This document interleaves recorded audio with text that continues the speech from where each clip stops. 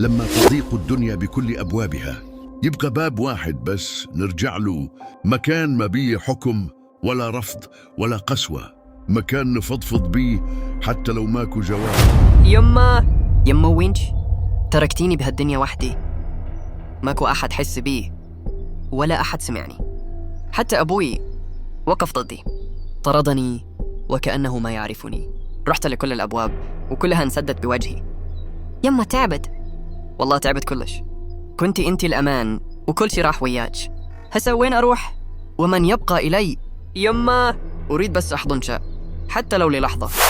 بعض الألم ما ينحكي، وبعض الخذلان يكسر الإنسان من جوه، مو لأن الدنيا قاسية، بس لأن أقرب الناس صاروا غرب. يما أنا مو قوي مثل ما كانوا يفكرون. أنا تعبت كلش. ليش خليتوني هيك؟ ليش ما حد وقف وياي؟ يما والله انقهرت وإن وقعت حد ما بقى بيها صوت. إذا هاي الدنيا ما بيها مكان إلي، خذيني يمك، خلصيني من هالعذاب. لما يوصل الإنسان لهالمرحلة يا ينكسر يا يتغير للأبد. وقصة زياد لسه ما خلصت.